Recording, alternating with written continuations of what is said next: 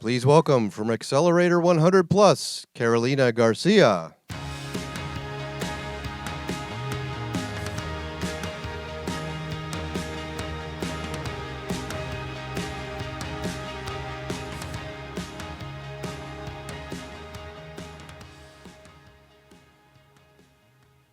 Hello, everyone, and good afternoon. I'm very excited to see you all here. My name is Carolina Garcia. I go by Caro, and I run the operations of the 100 Plus Accelerator in partnership with the great 100 Plus team. And today in this panel, I have the privilege of talking about the intersection of product innovation and sustainability, and how can corporates bring this into fruition across different markets. So please, panelists, come join me.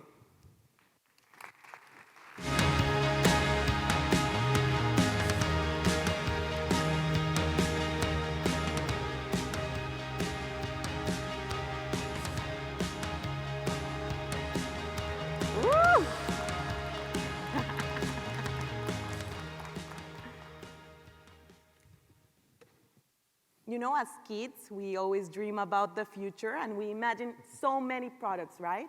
As a kid, I used to dream about a product that would help me to talk with animals, for example. How can I communicate with animals with a new product in market? So I would like to ask all of you to introduce yourselves and also give us a sneak peek of what did you dream about as a kid? What was your product innovation that you dreamed of as a kid? Go ahead. Oh, you want me to start? Yeah. Oh, okay. This is very rehearsed, as you can see. You know, we're very good with this sort of thing. So, everyone, very, very nice to be here. Some fantastic presentations so far. So it's been excellent, excellent. So Darren Adams, Managing Director of the Unilever Foundry. I've been with Unilever now for about 2 years, so I always feel the need to then talk about what I did beforehand, because I don't have a lot of history there. But just as a very quick snapshot, both enterprise and sort of a co-founder as well. So I feel for you being up on the stage. I've started three companies over my time, had 2 exits. But most recently, before Unilever, came out of Philips, where we were looking at sort of digital health acceleration, and built the HealthWorks organization, if you know that one. And talk about as a innovation as a child, what I thought about? Oh, okay. So I was a child of the 80s in terms of movies and influence. And the movie that always connected with me was the Back to the Future series. I just loved it. I loved that whole aspect of, you know, Marty McFly kind of meeting a scientist and going on these journeys and so forth. Kind of like the precursor to Rick and Morty, if you know that, if you know that series. But the you know, time travel we obviously haven't yet solved. But the thing I really loved, the 2 things that came out of it, were obviously the self-lacing shoes and the DeLorean flying. And I think, you know, we're starting to, you know, we've seen the self-lacing shoes, and we're starting to see flying cars, which I think is really quite incredible.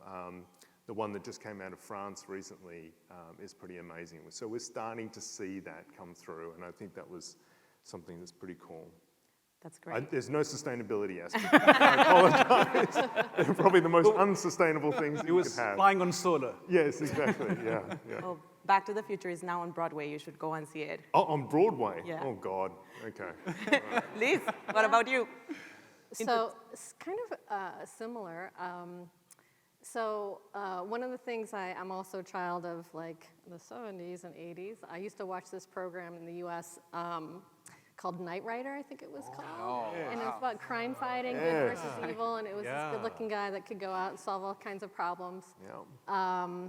That's not what I dreamt about. I dreamt about I dreamt about the car, actually, because, it was cool. It talked to you. It was kind of quirky and help you solve problems. So I thought that would be so awesome. So that was my innovation from my youth that I thought would be cool. And I think we're getting really close to that now, obviously. Our problem solvers are in the palm of our hand now instead of our car. But my name is Liz Malone. I work for Colgate, and I lead the packaging innovation team.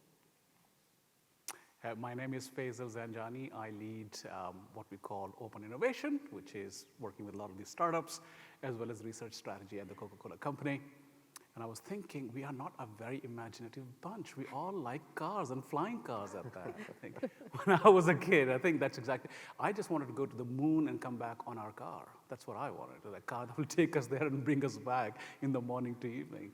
And I don't know if you're going to get there, but it's starting to look like it. SpaceX is making it happen, so hopefully one day. Well, it's a $4,000 ticket to space. I'm happy to go. Last but not least, Hello, everyone. I'm Greg Beltz, co-founder and CEO of Evergreen. And Evergreen is a B2B ingredient company. And what makes us special is that we upcycle brewer spent grain to make plant-based products taste better, healthier, and more sustainable. I would love to say that aspiring as a kid, I wanted like a plant-based ice cream, but I was not that foresightful to do that. I would have to say it was like a hoverboard coming out of what was the movie again? Back to the Future. Back to the Future. Yeah, that was probably my favorite. that's great. So now we're all adults, and you have the capacity of bringing so many innovations into life. And Liz, let's start with you, because Anne gave us a sneak peek about the story of the recyclable tube, and I know that there's such a great story behind, so why don't you tell the audience more about it? Yeah, this recyclable tube is one of our most wonderful accomplishments. We're super proud of the work that we've done there. And we recognize that, packaging waste and plastic waste is a problem that we have today. It's immediate, right? And we knew we had to solve it very quickly. And packaging innovation, especially in consumer goods, can take a long time. You can study materials for a long time, consumer experience, sometimes the product form has to change. And quite honestly, this problem we're trying to solve doesn't have the luxury of time. So one of the things that we recognize is that we wanted to make sure that we were delivering the consumer experience that they were familiar with today. Tubes are ubiquitous across the category and other product forms. And so we needed to make sure the consumer was along the journey with us. And we also wanted to make sure that it could fit within our operations so we could deliver it affordably for the business.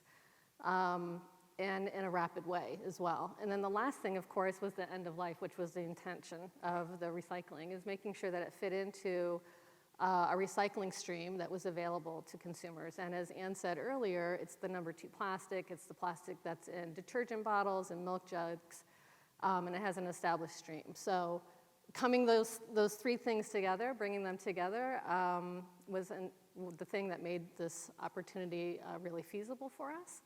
And from a corporate point of view, it was a commitment that was made at the top of the organization, and making sure that it was something that the entire organization, all the divisions, all the brands got behind and committed to, and that was important as well.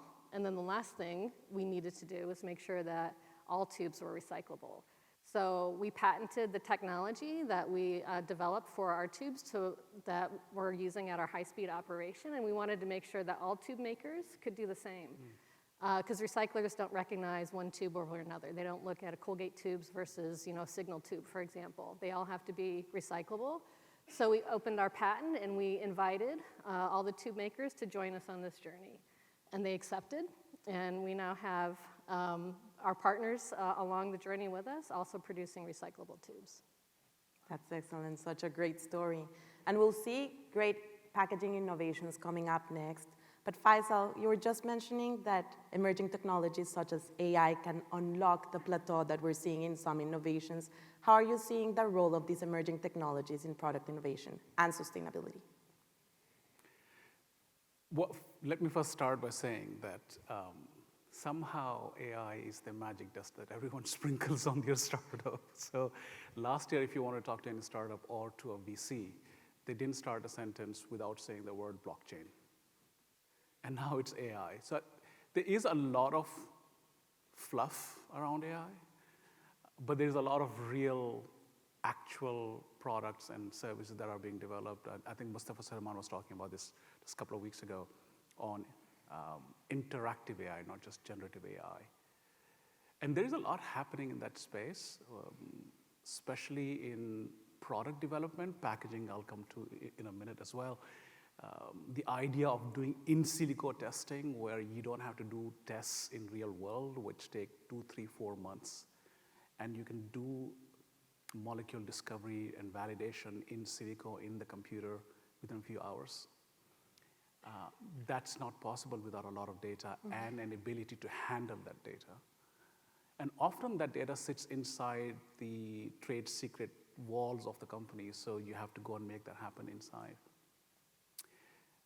The other part that AI is helping, hopefully is going to help further, is there is a lot of sustainability-led innovation that's coming out in cans, in alu, in PET, in glass, in washing technologies. Cran was up here talking about that earlier on, saving 21% water. Was amazing in washing technology.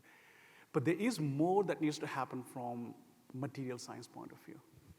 New materials, I think we need to see a lot more of that coming. And I believe that's where AI would help us a lot in packaging materials space, as well as, I think it was Salient who was talking about weather, and using the data to understand your crop management, your water management, your fertilizer use in upstream agriculture is also going to be super, super critical and fun to watch in that space. So.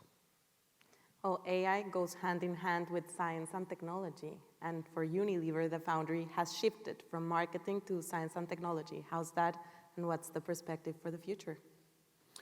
Yeah, you're absolutely right. So I don't know how many of you are familiar with the Unilever Foundry. It's been around for about 10 years. And originally when it started, it was part of the marketing organization, where a lot of these things tend to start from.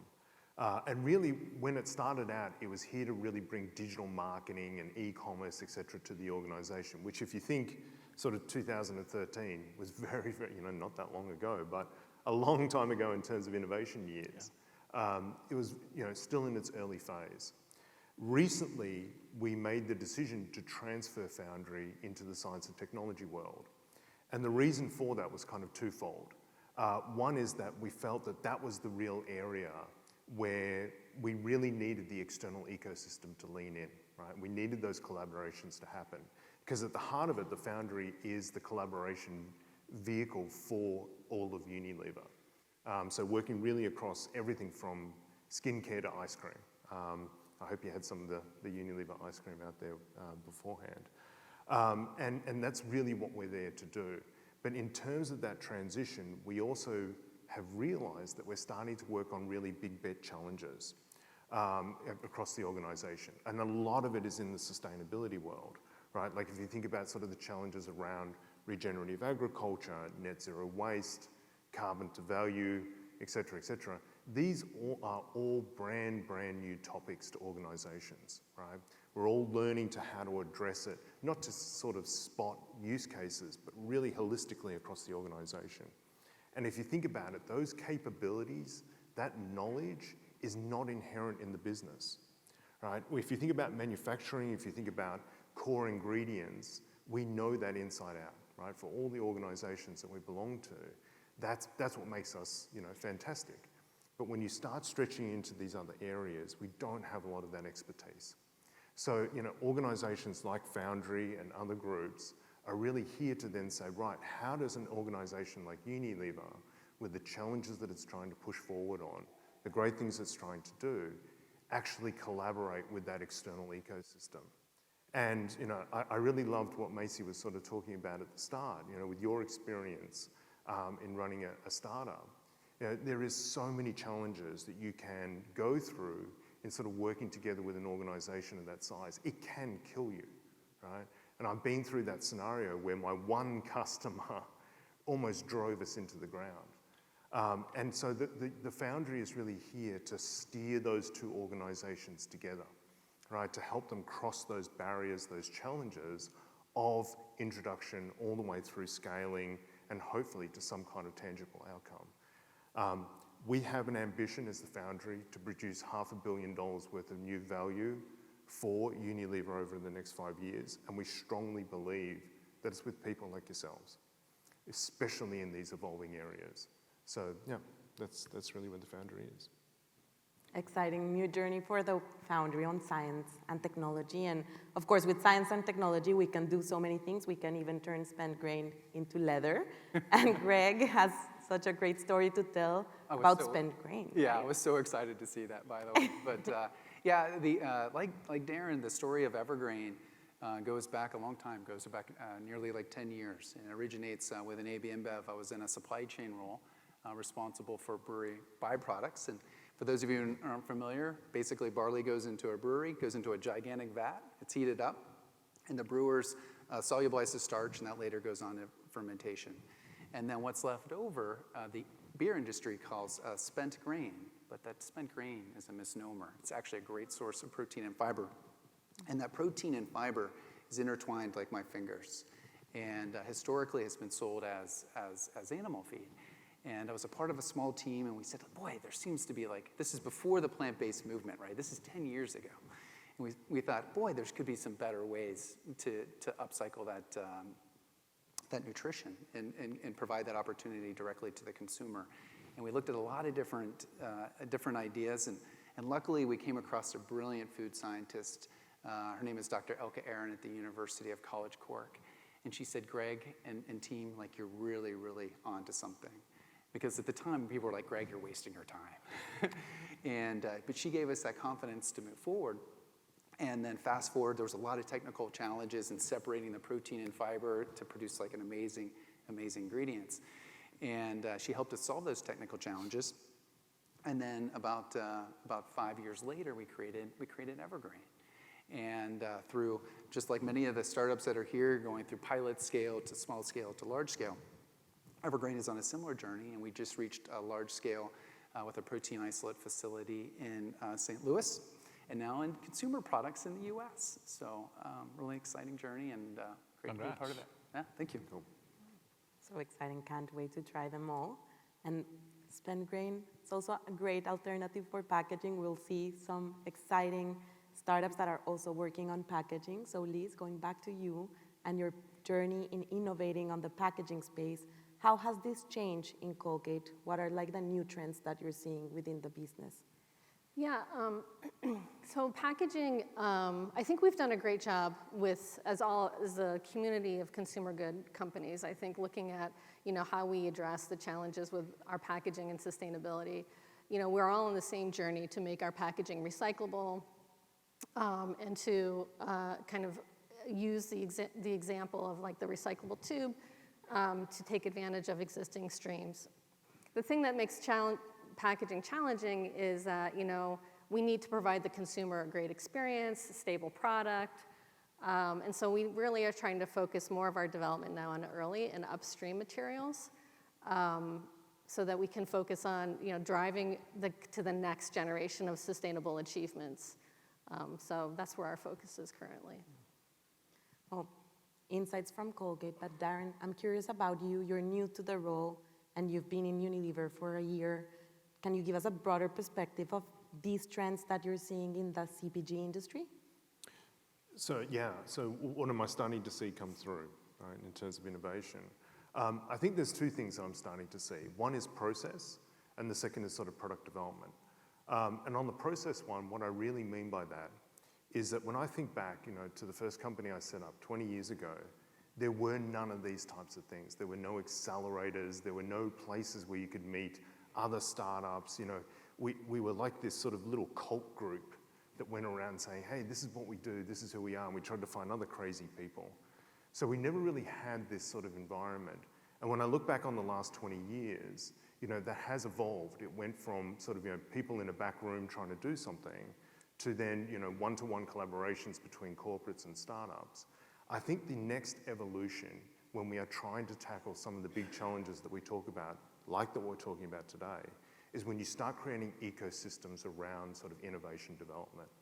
And that's something that's beholden on groups like Unilever, Colgate, Coca-Cola, et cetera, using, great scenarios and programs like this.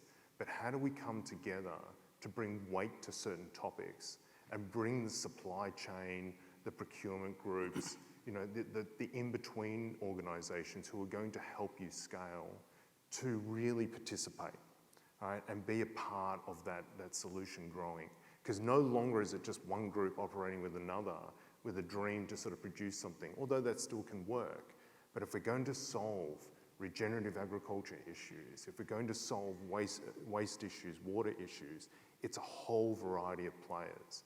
And we have to bring all that together. So I think from a process perspective, that's what I'm seeing a lot of. And at Unilever, we're trying to drive a lot of that. Obviously, we have a lot of supply chain influence.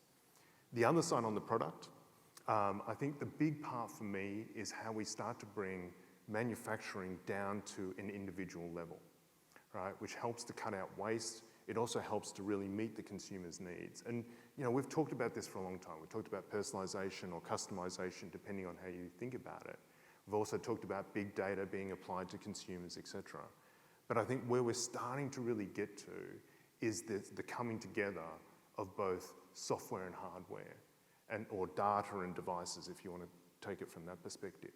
And I see this scenario where we can actually identify consumers' needs on the spot and then produce also on the spot, right? Which just creates an entirely different environment. And it's a big change, it's a big shift that's going to come through. Not everyone views that in the same light. There's a lot of challenges around this, and there's a lot of potential downsides as well for a lot of organizations when you start manufacturing at the site. But I think this is the big shift that we're starting to go through. How do you actually take that big data, take it down to an individual, but then deliver it in their everyday life? And I think those two components are starting to really resonate, come together. We'll see where it lands. I love it. And the bringing all together, you were just speaking the 100+ language, so thank you for that. Sure. Greg, your experience is so fascinating because you've been in a really large CPG, but also you've had the entrepreneurial experience yourself. So if you are going to give an advice to to people in the crowd of how to bring a product innovation into fruition from a small idea to something big and scalable, what would it be? Yeah, I think it's probably like three things. Number one is seek outside help, and I mentioned Dr. Elke Aaron at the University of College Cork, and we've expanded those partnerships across a lot of different universities. So seek, similar to Darren's comment on the ecosystem, seek outside help because there's organizations there to help you. Number two would be super clear on the limitation of your technology or your product. It's a startup, so it's not going to be perfect, right? And so be very, very clear as you work in your pilot or with your key customers on the limitations. And then I think the third thing is prepare for the long game, because the world has strong inertia. To make these changes is quite difficult. So I think, preparing for that would be important. Thank you, Greg. And last but not least, and to close up this panel, we began with your dreams as kids for the future. So Faisal, why don't you tell us what's exciting in the future now for you, and perhaps some of the technologies that you want to see co-piloting in Cohort 5? Oh gosh, yes. First of all, congratulations to everybody, Maisie, Molun, Joanna, yourselves, everybody, for Cohort 4. Cohort 5, we are really, really excited about as well, coming up soon. There is a lot to look forward to. We said packaging. There is a company we recently, Jim will attest to that, we recently invested in that takes stuff that cannot be recycled. T-shirts, not in this case. But imagine T-shirts, turning them back into plastic bottles. So take stuff that cannot be recycled and turn that into recyclable packaging would be phenomenal. We'd love to see a lot more coming out in that space of advanced and enhanced recycling. Reducing costs, making it scalable and affordable, to your point. Would love to see more innovation coming up in water. We often talk about environment from a CO2 point of view. Everyone knows what it is. Everyone knows what CO2 footprint is. But if you go to a country like India with 20% roughly of world's population, only 5% of world's water, and declining 10 to 15% year on year every year, we have a challenge. And water is the biggest ingredient in all of our products. Your products, our products, in many other products. So from a business point of view, we owe it to ourselves to solve that challenge. And so we are super excited about that. We're very much looking forward to it and keep doing the great work you guys have been doing. Thank you for that. Thank you, Faisal. And as Meena told us in Sanskrit, water is a water problem spoken in every language. So thank you so much for these. Give this a great panel a round of applause. And